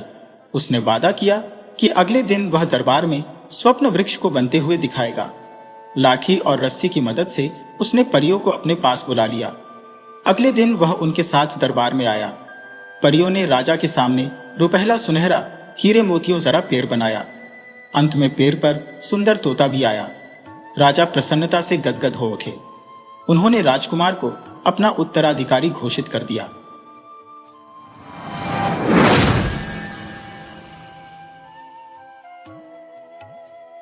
कहते हैं कि चीन के उत्तर में चिड़ियों की एक अजीब सी परी रहती थी। उसे मनुष्य की भाषा समझने का और मनुष्य की भाषा बोलने का अलौकिक वरदान प्राप्त था। बहुत से राजा महाराजाओं ने चिड़ियों की उस परी को पकड़ने का प्रयास किया था, पर वह किसी के हाथ नहीं लगी थी। यहाँ तक कि बड़े बड़े राजकुमारों से लेकर छोटे छोटे मंत्रीगणों तक ने समय समय पर अपना अपना भाग्य आजमाया था। उन्होंने देश विदेश के एक से एक अनुभवी बहेलियों को उधर भेजा, अथवा वे स्वयं उसे पकड़ने गए थे, पर इस प्रयत्न में किसी को सफलता नहीं मिली थी। वह चिड़िया हमेशा एक विशाल चीड़ के पेड़ की घनी पत्तियों में बैठी रहती थी और बड़े मधुर स्वर में गीत गाती रहती थी। उसे पकड़ने के अभियान में कई वर्षों तक लोग उधर आते जाते रहते थे, जिससे उस घने जंगल में एक पगडंडी सी बन गई थी, जिससे होकर कोई भी उस चिड़िया के निवास स्थान तक पहुंच सकता था। जब इस विचित्र चिड़िया की प्रसिद्धि एकत्र खान बादशाह के कानों में पहुंची तो उसने हिम्मत बांधते हुए कहा, वह चिड़िया बड़ी होशियार मालूम होती है। वह लोगों की पकड़ से आज तक बची हुई है, परंतु मेरे हाथ से वह कैसे निकलेगी? मैं किसी न किसी तरह से उसे अवश्य पकड़ूंगा। इतना कहकर वह उसकी खोज में निकल पड़ा। एकत्र खान चलते चलते उस घने जंगल में पहुंच गया। उसने घनी पत्तियों वाले उस विशाल चीड़ के पेड़ को भी खोज लिया। उस विचित्र चिड़िया ने एकत्र खान को पास आते हुए देखा, परंतु वह उससे न डरी और न वहां से भागी ही। वह अपनी जगह पर चैन से बैठी बैठी मधुर गीत सुनाती रही। एकत्र खान उसकी तान सुनकर हर्ष और आश्चर्य में डूब गया। फिर उसने बड़ी आसानी से उसे पकड़ लिया। उसे पिंजरे में लेकर खुशी खुशी वह घर की ओर चल दिया। उस पहाड़ी के ऊबड़ खाबड़ रास्ते से वह चला जा रहा था। रास्ते में चिड़िया ने एकत्र खान से कहा, बड़ी आसानी से आपने मुझे पकड़ लिया है, किंतु मुझे यह वरदान प्राप्त है कि जो भी मुझे लिए जा रहा हो उसे रास्ते भर मेरे साथ बातें करते जाना चाहिए और किसी भी हालत में आह नहीं भरनी चाहिए, क्योंकि उसके चुप होते ही अथवा आह भरते ही मैं उड़ जाऊंगी। इसलिए हम में से किसी को हर वक्त कुछ न कुछ बोलते ही रहना चाहिए। एकत्र खान ने कुछ सोचकर उत्तर दिया, तब तो ठीक ही है, तुम ही कुछ कहो ना, बातें करते हुए रास्ता जल्दी ही कट जाएगा। चिड़िया बोली, मैं तुम्हें एक कथा सुनाती हूं। एक शिकारी ने एक कुत्ते को पाल रखा था। एक दिन दोनों शिकार करने निकले। जंगल के बीच रास्ते में उन्होंने एक टूटी हुई बैलगाड़ी देखी, जिसमें सोना चांदी भरा पड़ा था। उसका स्वामी बगल में बैठा था। परिचय हो जाने के बाद गाड़ीवान ने शिकारी से आग्रह किया, मुझे गांव जाकर किसी कारीगर को ढूंढ लाना है जो मेरी गाड़ी के पहिए की मरम्मत कर सके। क्या तब तक आप और आपका कुत्ता मेरी गाड़ी की रखवाली कर सकते हैं? बेशक, बड़ी खुशी के साथ, शिकारी ने जवाब दिया। गाड़ीवान बहुत प्रसन्न हुआ और वह पहाड़ी रास्ते से गांव की ओर चला गया। दिन ढल गया, सांझ होने लगी, पर गाड़ीवान का कोई पता नहीं था। शिकारी सोच में पड़ गया, मेरी बूढ़ी मां की आंखें कमजोर हो गई हैं, वह सवेरे से कुछ खा पाई होगी या नहीं। फिर उसने अपने कुत्ते से कहा, तू यहीं ठहर और चारों ओर देख। जब तक गाड़ीवान नहीं लौटे यहां से कहीं जाना नहीं। मैं भोजन बनाने के लिए घर जा रहा हूं। आदेश देकर वह घर चला गया। कुत्ते ने अपने स्वामी की आज्ञा का पालन जी जान से किया। वह गाड़ी के चारों ओर चक्कर काटता रहा और बैल को दूर जाने से रोकता रहा। उधर गाड़ीवान ने कई ग्रामों की खाक छान मारी। तब कहीं जाकर करीब 12 बजे रात्रि में उसे एक कारीगर मिला जो गाड़ी को बना सकता था। जब वह लौटा तो उसने देखा कि शिकारी तो चला गया है, परंतु उसका कुत्ता उसकी जगह पर गाड़ी की रखवाली कर रहा है। इससे वह बहुत प्रसन्न हुआ। गाड़ीवान ने कुत्ते को कुछ चांदी की छड़ें देकर उसे घर भेज दिया। वह स्वामी भक्त कुत्ता चांदी की छड़ों को लेकर जब घर पहुंचा और अपने स्वामी के चरणों में रख दिया, तब उसे देखकर शिकारी क्रोध में आकर उससे बोला, मैंने तुझे गाड़ी की रखवाली के लिए छोड़ा था, उलटे तूने उसकी चांदी की छड़ों को चुराया है। इतना कहकर शिकारी ने डंडा लिया और कुत्ते को इतना मारा कि वह मर गया। एकत्र खान से रहा न गया। उसने आह भरते हुए कहा, कितना बड़ा बेवकूफ था वह शिकारी, उसने ऐसे भक्त कुत्ते की जान ले ली। अच्छा, तो तुमने आह भर दी। इतना कहकर चिड़ियों की परी उड़ गई। भला मैं इस प्रण को कैसे भूल सकता हूं। एकत्र खान ने अपने आप को दोषी ठहराया। वह जंगल की ओर जाने वाली पगडंडी पर मुड़ पड़ा। दूसरी बार भी उसी पुराने चीर के पेड़ पर से उसने चिड़िया को पकड़ा। लौटते समय रास्ते में चिड़िया ने एक अन्य कहानी सुनानी आरंभ की। बहुत दिन हुए, एक गांव में एक औरत रहती थी। उसने एक बिल्ली पाल रखी थी। एक दिन वह कुएं से पानी लाने गई। उसका नन्हा सा बच्चा पालकी में सो रहा था। औरत ने बिल्ली को बालक की रखवाली का भार सौंपा और कुएं की ओर चली गई। बिल्ली पालकी के अगल बगल में घूम घूम कर मक्खियों और मच्छरों को बार बार भगाती रही। ऐसे ही कुछ समय बीत गया। फिर एकाएक दरवाजे के पीछे से एक बड़ा सा चूहा निकलकर बच्चे को काटने के लिए लपका। बिल्ली गुर्राती हुई उसे पकड़ने लगी। जब तक वह उसके पीछे भाग रही थी, तब तक एक दूसरा चूहा बिल से निकला और सोते हुए बालक के कान को काट खाया। उसकी पीड़ा से बालक जोर से चिल्लाया। बिल्ली पीछे की ओर दौड़ी और देखते देखते दूसरे चूहे को दरवाजे के पीछे दबोच दिया। इसके बाद वह बालक के सिरहाने बैठकर उसके लहूलुहान कान को जीभ से चाट चाट कर उसके दर्द को कम करने की कोशिश करने लगी। इतने में औरत पानी लेकर लौटी। उसने बिल्ली को बालक का कान चाटते हुए देखा। तब वह बहुत गुस्से में आ गई। वह बोली, मैंने इस बिल्ली को बालक की रखवाली के लिए छोड़ा था, परंतु इस दुष्ट ने तो उलटे इसके कान ही को काट खाया है। यह कहते कहते वह बिल्ली पर टूट पड़ी और उसे मार मार कर उसका काम तमाम कर दिया। किंतु थोड़ी देर बाद जब उसकी नजर दरवाजे के पीछे मरे हुए चूहे पर पड़ी, जिसके मुंह में बालक के कान का टुकड़ा पड़ा था, तो वह पश्चाताप करती हुई बोली, मैंने इस आज्ञाकारी बिल्ली को मारकर बड़ी भारी गलती की है। यह सुनते ही एकत्र खान पुनः आह भरते हुए चिल्लाया, यह तो बहुत बुरा हुआ। इस बार भी वह अजीब चिड़िया अपने पंखों को फड़फड़ाती हुई पुनः उत्तर दिशा की ओर उड़ गई। इस प्रकार एकत्र खान को तीसरी बार भी उत्तर की ओर जाना पड़ा। उसने चिड़िया को उसी चीर के पेड़ पर से पकड़ा। उसे लेकर वह उसी जानी पहचानी पहाड़ी की टेढ़ी मेढ़ी पगडंडी से घर की ओर चला जा रहा था। इस बार भी चिड़ियों की परी ने उसे एक मनोरंजक कहानी सुनानी आरंभ की।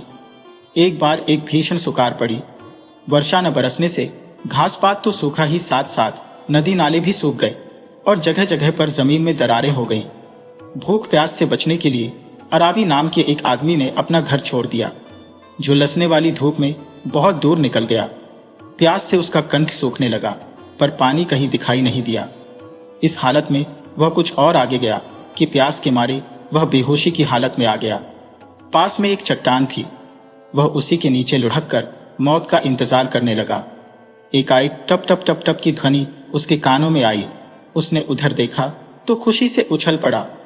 उससे कुछ ही दूर पर चट्टान के दर्रे से पानी की बूंदें टपक रही थी। वह तुरंत अपने कठोते में पानी की बूंदों को एकत्र करने लगा। जब उसके काठ का बर्तन पानी से भर गया, तब उसने उसे मुंह से लगाया ही था कि एक कौवा उड़ता हुआ आया और अपने डैनों से कठौते को झटका देकर सारे का सारा पानी उड़ेल दिया। अब तो अरावी क्रोध से लाल हो गया। उसने कहा, दुष्ट कौवा, तुमने स्वर्ग का दिया हुआ मेरा पानी उड़ेल दिया। फिर उसने एक पत्थर उठाया और एक ही निशाने में कौवे को जान से मार दिया। कौवा कुछ ही दूर जाकर झाड़ियों में गिरा, लेकिन कौवा जहां गिरकर भरा था, उससे कुछ ही दूर पर एक बड़ी चट्टान की जड़ से पानी का एक सोता बह रहा था।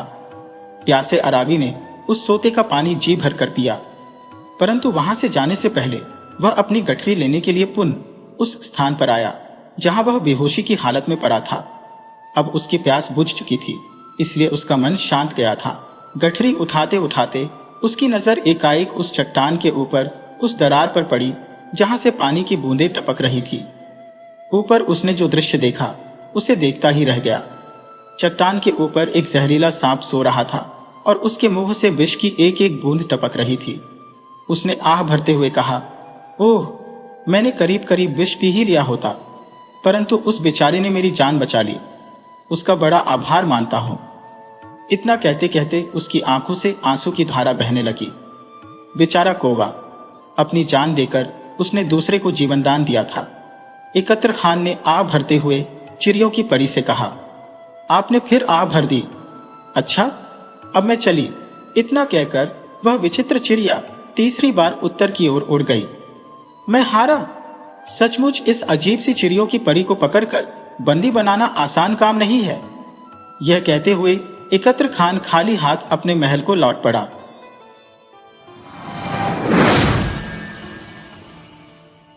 वीडियो अच्छी लगी हो तो इसे लाइक करें और ऐसी ही मजेदार कहानियों के लिए चैनल को सब्सक्राइब करें और बेल आइकन दबाएं।